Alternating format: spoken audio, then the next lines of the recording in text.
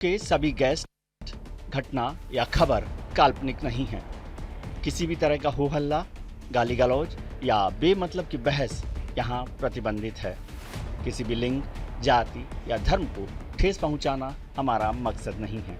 हम पूरी रिसर्च और तर्क के साथ इसलिए चर्चा करते हैं ताकि झूठ से पर्दा उठ सके और सच आपके सामने आए।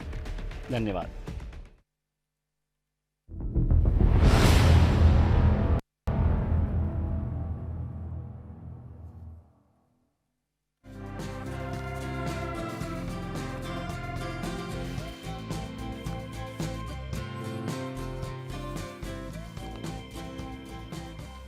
गुजरात विधानसभा चुनाव में आज आखिरी चरण का, दूसरे चरण का चुनाव का जो वोट था, मतदान का काम था, वो खत्म हो गया। मतदान के तुरंत बाद गुजरात और हिमाचल के समेत दिल्ली एमसीडी के चुनावों का भी एग्जिट पोल आने शुरू हो गए हैं। गुजरात और हिमाचल की बात तो करेंगे, लेकिन सबसे पहले बात दिल्ली की भी कर लेंगे। पहले बात करते हैं दिल्ली के एमसीडी चुनावों में आम आदमी पार्टी की क्या हालत रहेगी, क्या झाड़ू चलने वाली है, इस पर चर्चा करेंगे। पिछले 1.5 दशक से एमसीडी में काबिज भारतीय जनता पार्टी को हार का मुंह देखना पड़ सकता है। कई एग्जिट पोल के मुताबिक आम आदमी पार्टी बम्पर बहुमत के साथ एमसीडी में आ सकती है। आइए आपको दिखाते हैं क्या कहते हैं एग्जिट पोल कि किस पार्टी को कितनी सीटें मिल सकती है।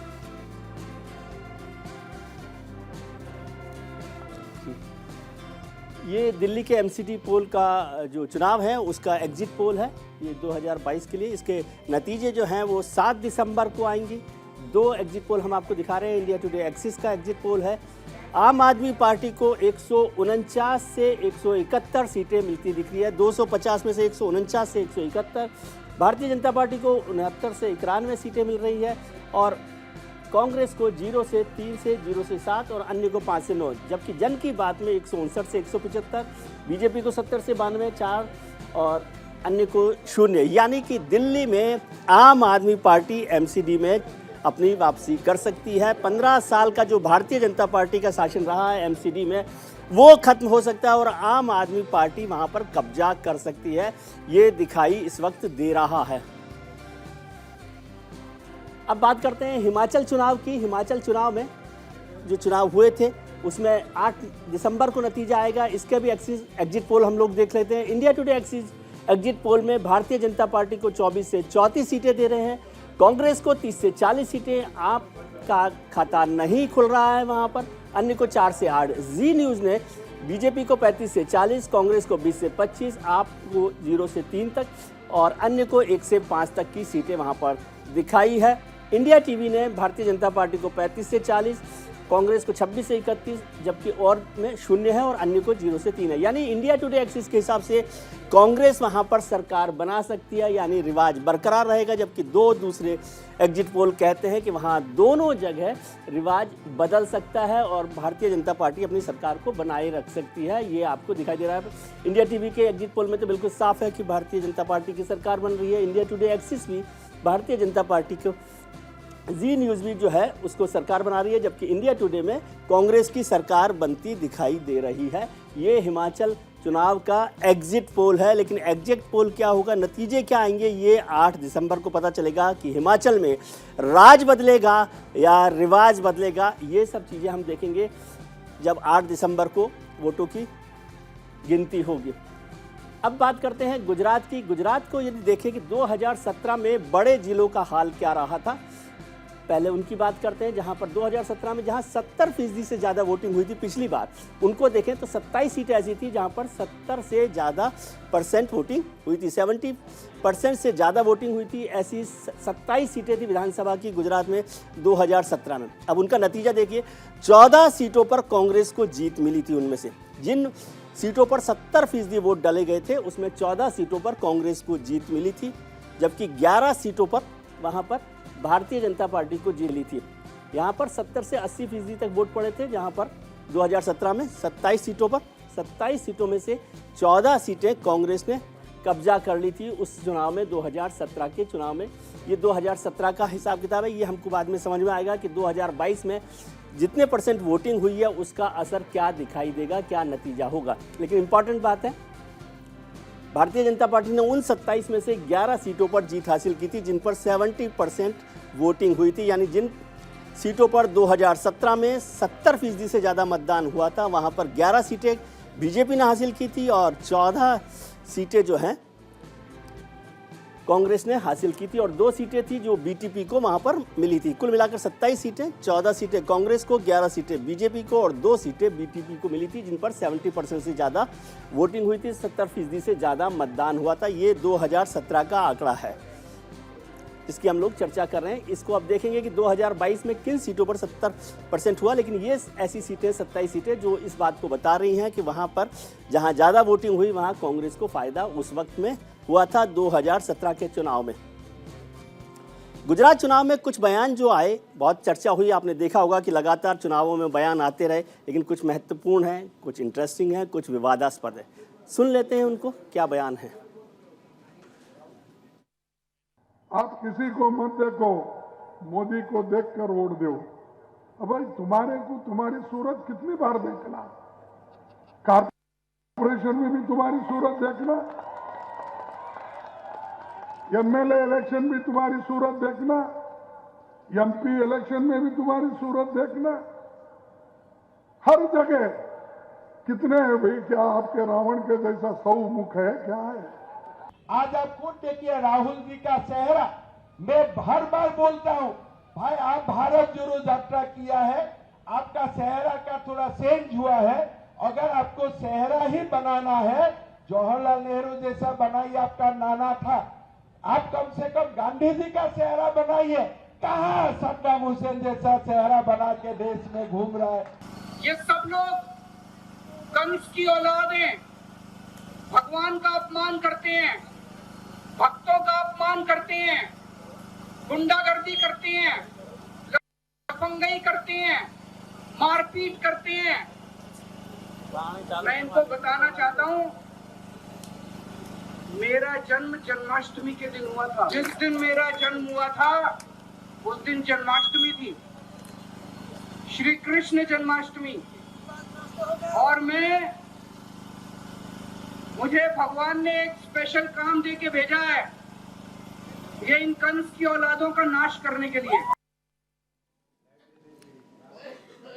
इन चुनावों में रावण भी आ गए, औकात भी आ गई और सद्दाम हुसैन भी आ गए और कृष्ण और कंस की लड़ाई भी आ गई। अब इस सब का क्या असर पड़ेगा चुनाव पर, ये तो नतीजे बताएंगे 8 दिसंबर को। आज इसी मुद्दे पर चर्चा करने के लिए हमारे साथ जुड़ रहे हैं भारतीय जनता पार्टी के राष्ट्रीय प्रवक्ता सतीश लखेड़ा साहब, भारतीय जनता पार्टी के सांसद विजय कुमार दुबे साहब भी हमारे साथ जुड़ेंगे, कांग्रेस के राष्ट्रीय प्रवक्ता वीरेंद्र वशिष्ठ साहब हमारे साथ जुड़ रहे हैं, वरिष्ठ पत्रकार हिमांशु भयानी और वरिष्ठ पत्रकार दीपक रजानी मेरे मित्र हमारे साथ जुड़ रहे हैं। आप सबका बहुत बहुत स्वागत है।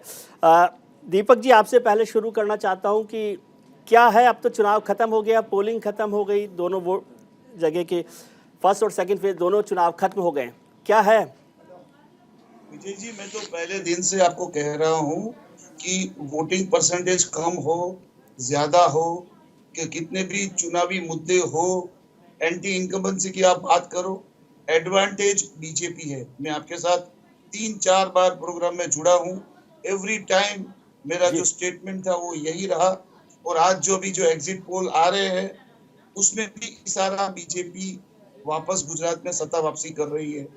गुजरात को दिल्ली और बाहर जो लोग बैठे हैं वो अलग नजरिए से देखते हैं। हमने पिछले 14 साल नरेंद्र भाई को इधर का शासन देखा है, उसके बाद वो प्रधानमंत्री बन गए।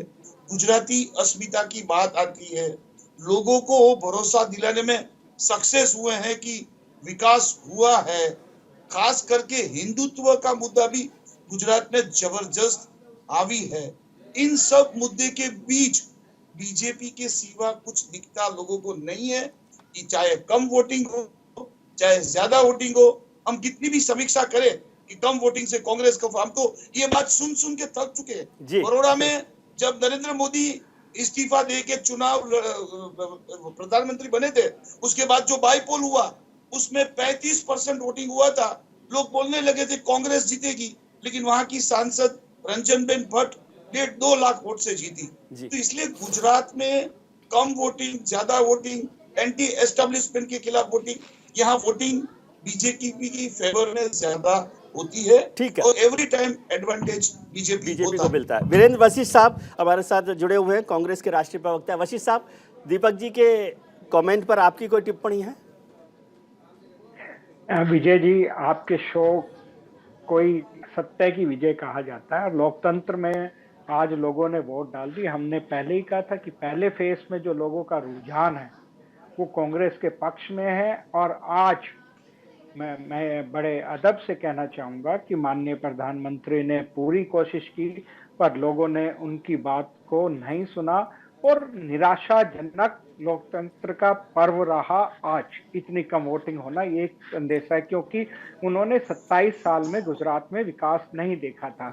विकास के रूप में जो सच्चाई है आज, वो मोरबी का कांड है, और जिस प्रकार से गुजरात में चल रहा है आज, गुजरात के लोगों ने कांग्रेस की तरफ अपना हाथ बढ़ा दिया है, और 8 तारीख को आप रिजल्ट के रूप में इसको देखेंगे। ठीक है, बिल्कुल ठीक बात है कि 8 तारीख को ही हम देखेंगे। अभी तो एग्जिट पोल आ रहे हैं, उसकी चर्चा कर रहे हैं। आज तो कल्पना है जी, कल्पना है विजय जी, आज कल्पना के ऊपर है, हाइपोथेटिकल सिचुएशन पे हम ये चर्चा कर रहे हैं, और उसमें मैं इसको हाइपोथेटिकल नहीं कहता, अनुभव कहता हूं, क्योंकि दीपक रजानी जैसे लोग, हिमांशु भायानी जैसे लोग, और आप वीरेंद्र जी, सतीश जी, सब लोग अनुभवी लोग हैं राजनीति के। चावल को देखकर भी आप समझते हैं। सतीश लखेड़ा साहब, जो गुजरात के चुनाव नतीजों के एग्जिट पोल आ रहे हैं, अभी नतीजे तो नहीं कहना चाहिए, एग्जिट पोल आ रहे हैं, उसमें भारतीय जनता पार्टी की एक बार फिर से वापसी दिख रही है, और दीपक जी तो कह ही रहे हैं कि कोई भी कारण ले लीजिए, बीजेपी को एज है। लेकिन हिमाचल में लग रहा है कि शायद रिवाज नहीं बदले, ऐसी बराबर की टक्कर लग रही है। और अब ऐसे अच्छे मौके पर जब आप गुजरात में वापसी की बात की संभावना देख रहे हैं, अब एमसीडी का जिक्र करूं क्या मैं आपको? नहीं, जरूर कीजिए। चुनाव को हर चुनाव को हम गंभीरता से लेते हैं, और जनता का जनादेश सदैव सर्वोपरि है हमारे लिए। मगर मुझे लगता है कि दिल्ली की जनता जो देख रही है, जो सामने जिनके बारे में कहा जा रहा है, उनका शराब घोटाला देख रही है, स्कूल घोटाला देख रही है, मोहल्ला क्लिनिक का देख रही है। सर, ये बातें तो सब आपने कन्विंस कर दी ना जनता को। अब जो एग्जिट पोल कह रहा है वो तो कह रहा है कि आपकी सफाई हो। हम पूरे आश्वस्त हैं विजय जी कि हम सभी चुनावों में हमने अपना प्रामाणिक काम किया है, और हम जीतेंगे। हम हिमाचल भी जीत रहे हैं, गुजरात हम जीत रहे हैं, और हमें पूरी उम्मीद है कि दिल्ली की जनता भी लगातार, जिस तरह इतने लंबे कालखंड से हमें गुजरात में जन का आशीर्वाद मिला है, उसी तरह दिल्ली की जनता भी हमें आशीर्वाद। हिमांशु जी, आपकी पहली प्रतिक्रिया क्या है गुजरात को लेकर? आप क्या सोच रहे हैं? देखिए, बहुत क्लियर बात है, 55 लाख नए वोटर्स इस साल आए थे। उसमें से मुझे लग रहा था कि कम से कम 14 लाख नए वोटर्स पोलिंग बूथ तक जाएंगे, बट वो गए नहीं, और एग्जिस्टिंग वोटर्स भी नहीं गए। तो ये जो कम जो टर्न अराउंड का जो आंकड़ा आ रहा है, कम है। अगर ये कुछ 3 करोड़ के आसपास बैठता है तो क्लियरली उसमें से 1.25 करोड़ कमिटेड वोट्स बीजेपी के हैं। तो वो आंकड़ा 1.25 करोड़ का अगर आप 3 करोड़ के मुकाबले कंपेयर करते हैं, तो कुछ गणित इस तरीके से बैठता है कि 39-40% के आसपास कमिटेड वोट्स बीजेपी को मिल रहे हैं। तो शायद ये क्यास जो लगाया जा रहा है अभी एग्जिट पोल्स में, वो उस बेसिस पे है। पहली बात। ठीक है। दूसरी बात, अगर मैं गवर्नमेंट सर्वेंट्स जो पोलिंग बूथ पे थे, जिनके साथ मैं बात कर रहा हूं, तो वो बोल रहे थे कि हर बार बीजेपी के कार्यकर्ता पोलिंग बूथ पे दिख रहे थे, लेकिन इस बार पहले चरण में और दूसरे चरण में तीनों पार्टी के कार्यकर्ता पोलिंग बूथ पे सक्रिय थे। हालांकि दूसरे चरण का जो चुनाव है वो प्योरली कांग्रेस वर्सेस बीजेपी उस तरीके की गेम थी, इसलिए क्योंकि वहां पे आम आदमी पार्टी ने अपना कोई प्रचार या ऐसा कुछ किया नहीं था, कोई रैलीज इतनी बड़ी नहीं की थी। तो क्लियरली मामला सेकंड फेज में नॉर्थ एंड सेंट्रल गुजरात में कांग्रेस वर्सेस बीजेपी का। तो ये जिस तरीके से बातें आ रही है, उसमें कमिटेड वोट्स बीजेपी के अगर हम कंसीडर करें तो यस, एग्जिट पोल्स को सही मानना पड़ेगा आपको। अगर 8 तारीख को जिस तरीके से ईवीएम्स खुलेंगे और उसमें लास्ट ईवीएम में पड़ा लास्ट वोट अगर आप अकाउंट में लेते हैं, तो तब जाके पता चलेगा कि एंटी इनकम्बेंसी के वोट्स डिवाइड हुए, उसने बीजेपी को बेनिफिट करवाया, या फिर किसी पार्टी के कमिटेड वोटर्स ही मोबिलाइज हुए। तो मेरे ख्याल से 8 तारीख पर सब कुछ निर्भर है। तो आप क्या समझते हैं कि आम आदमी पार्टी को जीत का क्रेडिट देना चाहते हैं आप भारतीय जनता पार्टी के लिए? नहीं, मैं उस जीत का क्रेडिट का बात नहीं है, लेकिन अगर एंटी इनकम्बेंसी के वोट्स बटे हैं, तो क्या आम आदमी पार्टी ने इतना बड़ा मेजर फैक्टर प्ले किया है उसमें?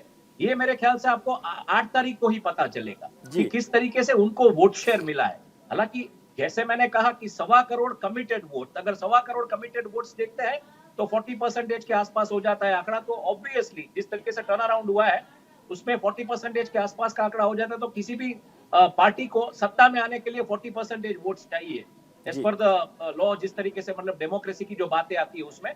और कहीं ना कहीं, जैसे एक बात मैंने पहले बार भी आपके डिबेट पे की थी कि हार जीत जो है वो 100-200 वोट से होगी, तो शायद यही देखना पड़ेगा कि एंटी इनकम्बेंसी के वोट कहां पे कटे और कहां पे बटे, और ठीक किस है। तरीके से पूरा मतलब जिस तरीके से आंकड़ा आ रहा है 130 के आसपास का, 125 के आसपास का, तो उसमें कितनी सीटें 100-200 के क्या से, जैसे उत्तर प्रदेश में हुआ वैसे देखना पड़ेगा। जी दीपक जी, एक शेर मैंने सुना था कि बहुत शोर सुनते थे पहलू में दिल का, जो चीरा तो कतरा एक खून ना निकला। तो क्या आम आदमी पार्टी की स्थिति भी इन चुनावों में गुजरात में ऐसी ही लग रही है आपको कि बहुत शोर था कि वो सरकार बनाएगी, नंबर 2 आएगी, नंबर 3 बनेगी या 1 भी बन सकती है? केजरीवाल साहब को तो लग रहा था कि सरकार बनेगी, उन्होंने चीफ मिनिस्टर कैंडिडेट भी बना दिया। वशिष्ठ साहब ने तो अपना कैंडिडेट घोषित नहीं किया था, लेकिन केजरीवाल साहब ने तो ईशुदान गढ़वी को अपना कैंडिडेट भी बना दिया था। और नतीजा क्या सिफर है जैसा लग रहा है क्या? जी, वहाँ दिल्ली और बाहर के लोग वहां से बैठकर आम आदमी पार्टी को दिल्ली और पंजाब में जो कामयाबी मिली उसके हिसाब से गुजरात में असेसमेंट करते हैं। अच्छा, दिल्ली और पंजाब में किसकी सरकार थी? दिल्ली और पंजाब में कांग्रेस की सरकार को हराकर आम आदमी पार्टी पावर में आई। नंबर 2, गुजरात में सोशल इंजीनियरिंग जो है, हम लोग जब मिले थे और हमारी जो बात हुई थी, तभी ये बात को मैंने दोहराया था कि आम आदमी पार्टी ज्ञाति समीकरण कांग्रेस मिलती है और बीजेपी उसको सोशल इंजीनियरिंग बोलता है, उसमें उसने पूरा प्लानिंग किया, तो उसका जवाब ना है। सिर्फ सोशल मीडिया पे और पब्लिक मीटिंग से चुनाव नहीं जीता जाता है साहब। दूसरी बात, यहाँ पे कड़वा पाटीदार, लेहुआ पाटीदार, चौधरी, ठाकुर समाज, कोली समाज, उनके लीडर्स आपको बीजेपी में भी देखने को मिलेंगे और कांग्रेस में भी देखने को मिले थे। आम आदमी पार्टी की आप बात करो तो ईशुदान गढ़वी जो सीएम पेस का कैंडिडेट था, वो पत्रकार बन के खंभालिया लड़ने गए, उनकी कास्ट के वोट्स उसकी सीट पे भी बहुत कम है। लेहुआ पाटीदार में गोपाल इटालिया, मनोज सोरठिया जैसे लोग, राम धड़ुक जैसे लोग उनके पास थे, लेकिन बीजेपी और कांग्रेस के पास स्ट्रॉन्ग लीडर है तो नहीं था। वहां पे कोई मोबाइल वाला सीएम के सामने चुनाव लड़के जीत सकता है। गुजरात की सिचुएशन अलग है। मेरे हिसाब से आम आदमी पार्टी वोट कटवा पार्टी साबित हुई है और गुजरात में ये बार बार हो रहा है। 2012 में भी गुजरात परिवर्तन पार्टी बहुत सारा वोट लेके गई थी और जो एंटी एस्टेब्लिशमेंट के वोट्स थे वो गुजरात परिवर्तन पार्टी में चले गए थे। उसके पहले भी महागुजरात जनता पार्टी ये वोट लेके गई थी। इसलिए आम आदमी पार्टी कहाँ जीती है? कांग्रेस के सामने जीती है, कांग्रेस की सरकार को गिराया है। और उसके बाद बीजेपी की जहां मजबूत सरकार है वहां पे आम आदमी पार्टी कहाँ जीती, कहाँ उसका वोट शेयर बढ़ा, वो आप मुझे बताइए। जी वीरेंद्र वशिष्ठ साहब, 2 चीजें मेरे को समझ नहीं है, आप इसको मान रहे हो नहीं मान रहे हो, लेकिन आज जब हम चर्चा कर रहे हैं कि कांग्रेस की जो स्थिति है उसमें क्या एक कारण यह हो सकता है कि आम आदमी पार्टी ने, जिसका दीपक जी वोट कटवा पार्टी कह रहे हैं, उसका फायदा भारतीय जनता पार्टी को मिला, जो लोग पहले भी चर्चा कर रहे थे कि कांग्रेस का वोट काटेगी आम आदमी पार्टी। और दूसरी बात, पिछली बार आपने 77 एक बेहतर परफॉर्मेंस दी थी, राहुल गांधी वहाँ पर लगातार एक्टिव रहे थे, अहमद पटेल साहब भी उस वक्त थे। आज अहमद पटेल साहब तो नहीं है इस दुनिया में और राहुल जी भारत जोड़ो यात्रा में रहे, गुजरात चुनाव में मोटे तौर पर एक दिन वो आए, नहीं रहे। क्या इसका नुकसान कांग्रेस को उठाना पड़ा है? विजय जी, फिर मैं दोबारा से ये कहना चाहूँगा कि आज हम कल्पना पर ये, आपके हिसाब से मैं अनुभव को भी जोड़ देता हूँ, तो अनुभव और कल्पना में, सच्चाई में आते आते तब्दीली होती है। तो आपको मैं ये बताना चाहता हूँ, क्योंकि गुजरात से मेरा पुराना नाता है, मैं छात्र NSUI का वहाँ इंचार्ज रहा, तो और मेरे समय में मेरे को एक सौभाग्य प्राप्त हुआ कि आज तक का सबसे बड़ा रिकॉर्ड जो गुजरात यूनिवर्सिटी में सीनेट जीतने का, वो मुझे है। मतलब मेरे नेतृत्व में जब चुनाव हो रहे थे, वहाँ के अध्यक्ष इंद्र विजय सिंह गोयल थे, आज वर्किंग प्रेसिडेंट भी वो वहाँ काम कर रहे हैं।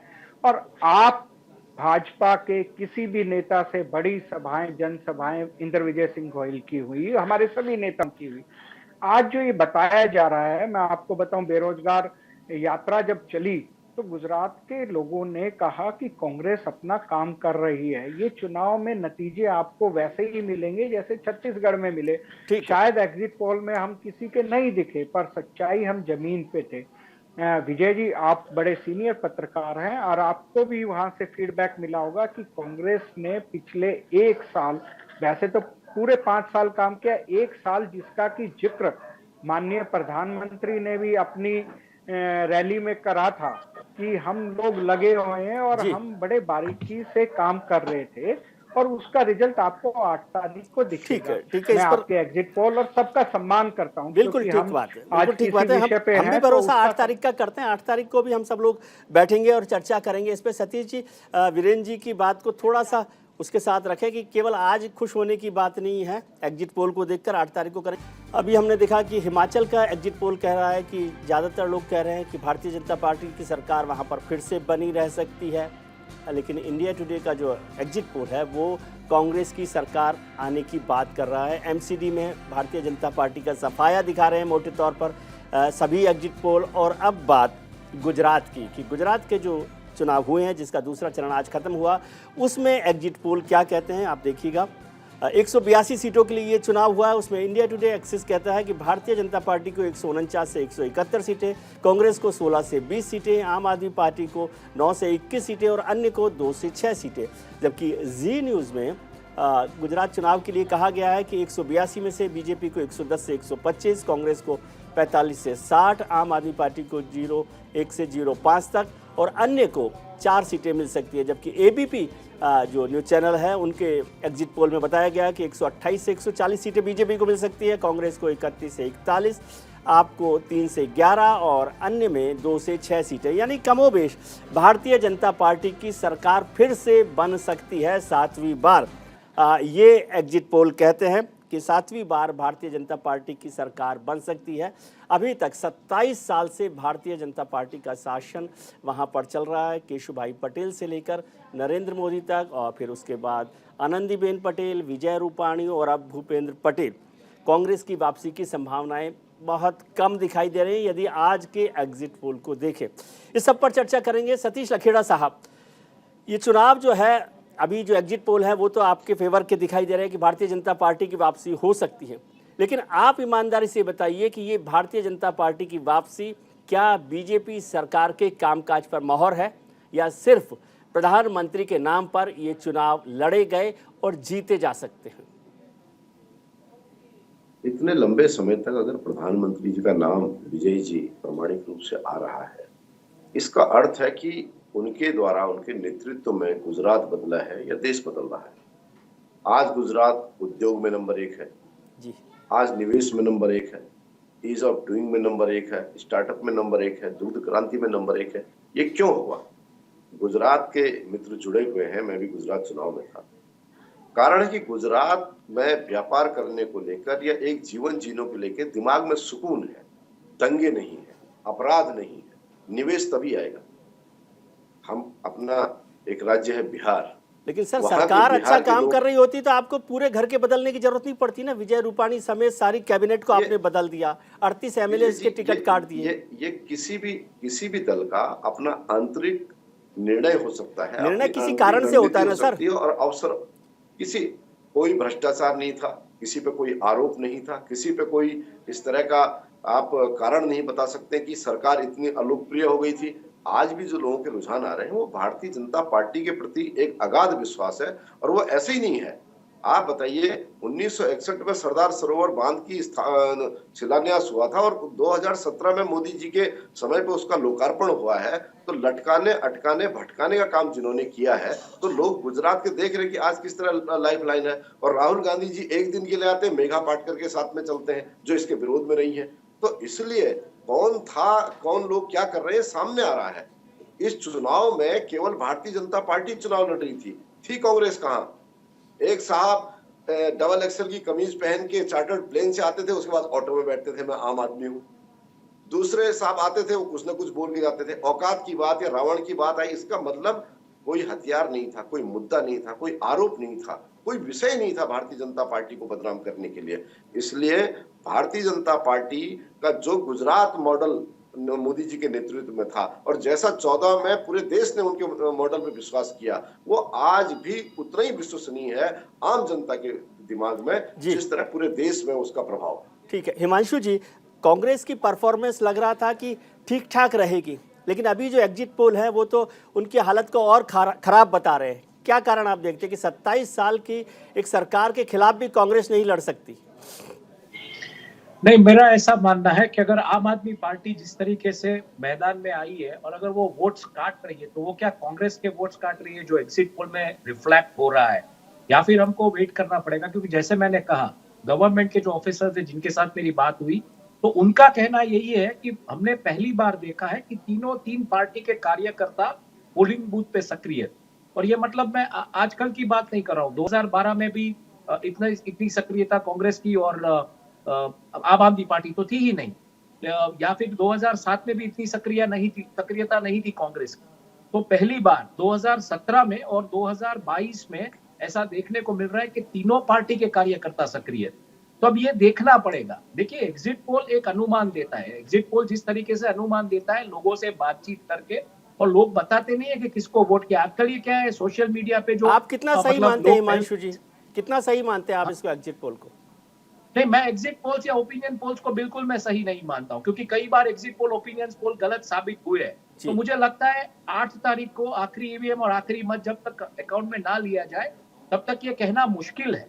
ठीक है, मैं आज भी इसको त्रिकोणीय जंग मानता हूँ। देखिए, सीट्स किसकी कितनी आएगी मुझे पता नहीं है, बट जैसे मैं आंकड़ों पे जाता हूँ, 1.25 करोड़ आपके कमिटेड वोटर्स है।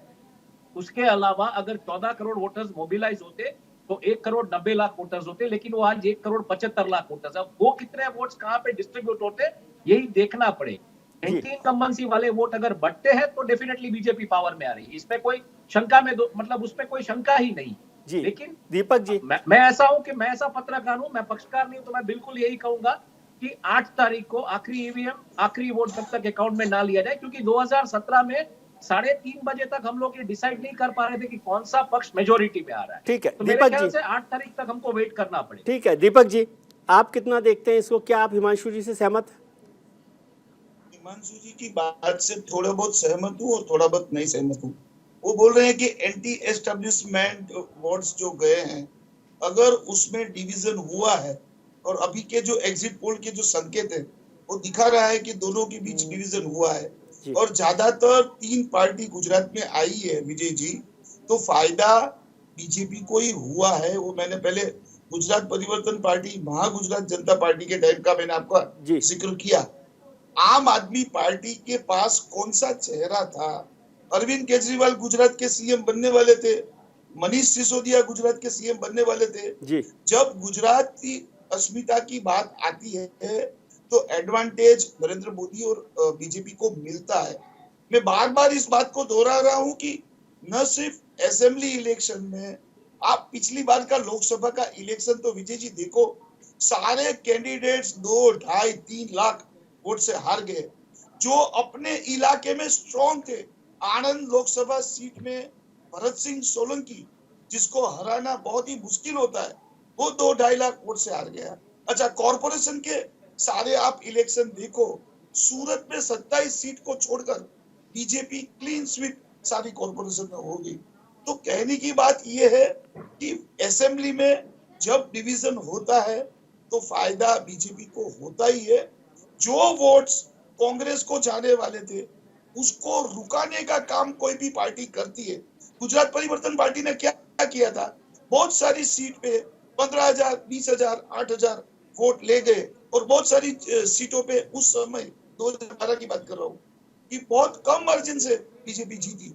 अगर गांधीनगर कॉर्पोरेशन की हम बात करें, एवरी टाइम वहां पे कांग्रेस जीतती थी। पिछली बार कांग्रेस और आपका आप वोट शेयर 1 करो तो बीजेपी से आगे है। नहीं तो आम आदमी पार्टी की भूमिका आप कुछ नहीं मानते? आम आदमी पार्टी तीसरे फोर्स में आई है, थोड़ा वेट करना पड़ेगा। आके सीधा जीत जाना बिल्कुल गलत है। वो जहां गई थी वहां पे कांग्रेस की सरकार थी, एक समझने की कोशिश कीजिए सर, यहाँ पे बीजेपी छाई हुई है। 1 करोड़ 22 लाख लोग उनके कार्यकर लोग हैं। कोऑपरेटिव्स में बीजेपी काफी स्ट्रांग है। जो बड़े बड़े क्लब हैं उसमें बीजेपी घुसी हुई है। कोई एरिया ऐसा नहीं है जहां बीजेपी नहीं है। घर घर मोदी के साथ साथ घर घर बीजेपी है गुजरात में, उसमें आप कहां जीत पाएंगे? शहरी इलाके की आप सारी सीटें देखो, अहमदाबाद की 21 सीट, बड़ौदा की 10 सीट, राजकोट की 4 सीट, भावनगर की 3 सीट, जामनगर की 3 सीट, ये सब मिला के अगर आप 40-45 सीट करोगे तो हार्डली 2-4 सीट भी कांग्रेस को मिलेगी, बाकी सारी की सारी लेकिन ग्रामीण सीटें और आदिवासी सीटों पर तो कांग्रेस को बढ़त है। लेकिन वो पहले की बात है भाई साहब, 2017 में कांग्रेस ने पेनिट्रेशन किया था और सारे चुनाव को आप 2017 से मत काउंट कीजिए, ठीक है, क्योंकि 2017 में विजय जी पाटीदार आंदोलन बहुत बड़ा फैक्टर्स था और जो महिलाओं के ऊपर लाठी चली तो महिलाओं ने ही पूरा कब्जा कर लिया था। और मैंने पिछली बार भी आपको बताया था कि कांग्रेस बहुत सारे पाटीदार इलाकों में 35-35, 40-40 साल के बाद चुनाव जीती, इसलिए 2017 को छोड़ के सारे आप टाइम देखे तो बीजेपी ने आदिवासी एरिया में भी पेनिट्रेशन बढ़ाया है और वहां पे भी उसकी सीटें। जी मेहुल झाला मेरे वरिष्ठ सहयोगी और हमारे रेजिडेंट एडिटर भी हमारे साथ जुड़ गए हैं। मेहुल, अभी तमाम तरह के एग्जिट पोल सामने आ रहे हैं जिसमें भारतीय जनता पार्टी की सरकार बनने की संभावना दिख रही है। आप तो खुद एक एक सीट पर चले गए, पूरे गुजरात में घूमते रहे महीने भर से, और वैसे भी आप गुजरात की एक एक सीट को जानते हैं। आपका एग्जिट पोल क्या कहता है?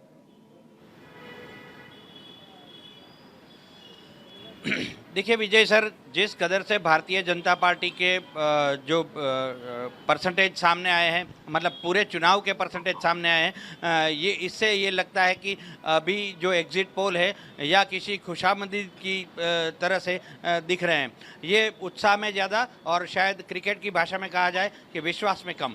सुशील दोषी एक कमेंटेटर हुआ करते थे, वो क्रिकेट कमेंट्री करते थे, उस वक्त ये शब्द का इस्तेमाल करते थे कि शायद उत्साह में ज़्यादा और विश्वास में कम, वो वाली स्थिति है। आज जिस तरह से अहमदाबाद में 13% वोटिंग कम हुई है और बड़ौदा में, जो कि भारतीय जनता पार्टी का अहमदाबाद की तरह ही गढ़ है, वहां 14% वोटिंग कम हुई है।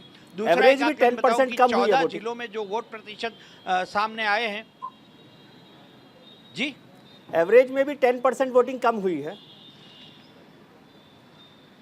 बिल्कुल बिल्कुल सर, वही बता रहा हूं कि 14 जिलों में से 11 जिले ऐसे हैं जिसमें 10% से ज़्यादा वोट कम हुए हैं। केवल एक छोटा उदयपुर जिला ऐसा है जहां केवल 7% वोटिंग कम हुई है।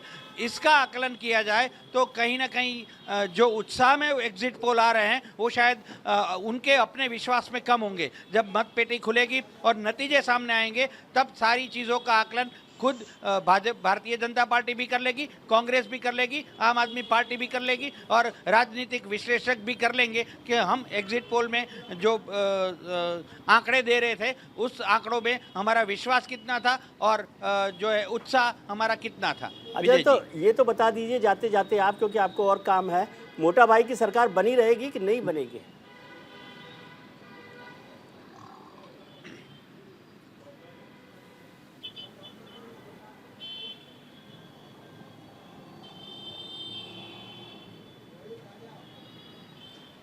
मेहुल को शायद हमारी आवाज़ नहीं मिल रही है। जी मैं पूछ रहा हूँ, जाते जाते आप बता जाइए कि मोटा भाई की सरकार बनेगी कि नहीं बनेगी। बाकी बारीक एनालिसिस हम बाद में करेंगे। एनालिसिस देखिए विजय सर, सरकार पिछली बार भी बनी थी 99 से और कैसे आंकड़े बढ़ते बढ़ते 119, 121 तक पहुंच गए, ये आपको भी पता है और देश की जनता को भी पता है। आंकड़े जैसे नतीजे सामने आएंगे, केंद्रीय पार्लियामेंट्री बोर्ड भी बैठेगी, गुजरात में भी बोर्ड लगेगा, वर्किंग कमेटी बैठेगी, दिल्ली में भी बैठेगी और उसके बाद नतीजे के आंकड़े सामने आने के बाद सरकार बनानी है तो हम किस तरह से बना सकते हैं उस पर मनोमंथन होगा और हो सकता है कि ये इसमें 2-3 दिन भी लग जाए, पर ये जरूर है कि 12 या 13 दिसंबर तक सरकार जो भी आनी है बन जाएगी। सतीश लखेड़ा साहब, मेहुल झाला जो है वो कह रहे हैं कि एग्जिट पोल पर नहीं जाना चाहिए, और एक फिल्म का डायलॉग था जिसमें कहा गया कि मैं जो कहता हूँ वो मैं ज़रूर करता हूँ, लेकिन जो मैं नहीं कहता वो तो ज़रूर ही करता हूँ। ऐसा ही बीजेपी के लिए कहा जाता है कि जीत जाएंगे तो सरकार बनाएंगे और नहीं जीते तो जरूर सरकार बनाएंगे। ऐसा है क्या? विजय जी, भारतीय जनता पार्टी सतत काम करने वाली पार्टी है, रोज काम करती है। चुनाव हमारे एक पड़ाव हो सकते हैं, नहीं तो किसी न किसी अभियान में हम काम करते हैं। इसलिए जनता की नब्ज के नजदीक हम रहते हैं। पन्ना प्रमुख क्या, अब तो पन्ना कमेटियां हैं, एक पन्ने में जितने मतदाता हैं उसके भी 5 लोग हैं, इसलिए हमें पता है, हमने नजदीक से चुनाव का आकलन किया हुआ है। लेकिन तब भी वोटिंग तो कम हुई है सर, वोटिंग तो कम हुई ना, तो वो आपके पन्ना प्रमुख, पन्ना कमेटियां जो भी है उन्होंने नहीं लेकर आए वोटर को। स्वाभाविक है, मुझे ऐसा लगता है कि 95 में भी जिस तरह 44% वोटिंग हुई थी, उसके बावजूद भी किस तरह परिणाम रहा है, ये क्या आकलन है। और वो वोटिंग कम हुई है तो किसका वोट नहीं गया है, वो हमारा था या और लोगों का था, या आम एक माहौल था तीनों राज्यों में जिस तरह से तीनों चुनाव में दिख रहा है, इसके बारे में तो आकलन बाद में आएगा।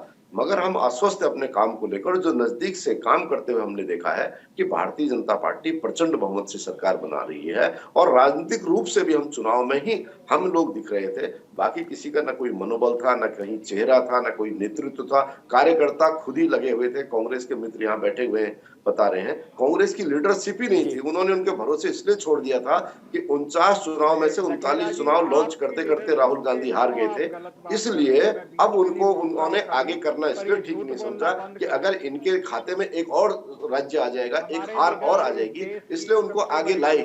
ठीक है वशिष्ठ साहब, आप बोलिए, आपको मौका दे रहे हैं, आप बोलिए जी, आप बताइए। आप विजय जी, मुझे बड़ी खुशी है कि आपके जितने भी राजनीतिक विश्लेषक रहे या आप खुद, आपने कहा कि एग्जिट पोल के साथ अनुभव भी है, तो उन सब का अनुभव बोल रहा था कि इसमें उत्साह होने की आवश्यकता नहीं है। उसके लिए तो मैं सभी पत्रकार, और एक और चीज कही गई कि चुनाव का रिजल्ट नैरो मार्जिन होगा, वो 100 से 200 तक का भी कहा। 100 से 200 तक के मार्जिन को शायद ही कोई एग्जिट पोल अपनी गणना में ले पाए, क्योंकि 200 से ज्यादा तो पोलिंग बूथ हैं। तो इस स्थिति में, और विजय जी एक और चीज मैं कहना चाहूंगा, आपके साथ इसीलिए चर्चा करने में आनंद आता है कि यहाँ किसी प्रकार की मतलब जिसे कहते हैं कि दिल्ली की भाषा में मुर्गों की लड़ाई नहीं करवाई जाती, एक सार्थक चर्चा होती है। इस सार्थक चर्चा से ये निकल के आ रहा है, और आप भी मानेंगे, परिवर्तन जब ही होता है जब जो परंपराएं या बहती हुई धारा उससे अलग कुछ निकले। तो परिवर्तन जरूर होगा, और 8 तारीख को आप भी होंगे, हम भी होंगे, बिल्कुल जनादेश का सम्मान करेंगे। और अभी जैसे मेरे पत्रकार साथी ने भी बताया, और वो कि ये जो जनादेश हरण का चलन भाजपा ने चालू किया है, मैं चाहूंगा कि वो जनादेश का सम्मान करेंगे, किसी प्रकार से भी जनादेश हरण का काम नहीं करेंगे, और सत्य की विजय के साथ काम करेंगे। चलिए, बहुत बहुत शुक्रिया आपका। सभी लोग जनादेश का सम्मान करेंगे और 8 दिसंबर का इंतजार करेंगे। हिमांशु जी आपका, दीपक रजानी साहब, सतीश लखेड़ा साहब और वीरेंद्र वशिष्ठ साहब आपका बहुत बहुत शुक्रिया। मेरे सहयोगी मेहुल झाला का भी बहुत शुक्रिया। आज के कार्यक्रम में इतना ही। अब तो इंतजार करेंगे 8 तारीख का, और 7 तारीख को एमसीडी के चुनावों के नतीजे भी आ जाएंगे। तो 7 और 8 को देखेंगे कि असल में हुआ क्या है और नतीजे क्या हैं, किसकी सरकार बनेगी। आज के कार्यक्रम में इतना ही। उम्मीद करता हूं कि आपका आने वाला कल आज से बेहतर हो। आप अपना ख्याल रखिए और उनका ख्याल रखिए जो आपका ख्याल रखते हैं। बहुत शुक्रिया, नमस्कार। जूनागढ़ विधानसभा सीट पर भारतीय जनता पार्टी के उम्मीदवार संजय भाई हैं। सोमनाथ मंदिर भारतीय जनता पार्टी और मौजूदा प्रधानमंत्री नरेंद्र मोदी की राजनीति का महत्वपूर्ण पड़ाव है। गुजरात में राजकोट भारतीय जनता पार्टी का सबसे मजबूत गढ़ माना जाता है। गुजरात में भारतीय जनता पार्टी की सरकार 27 साल से सत्ता में शासन कर रही है।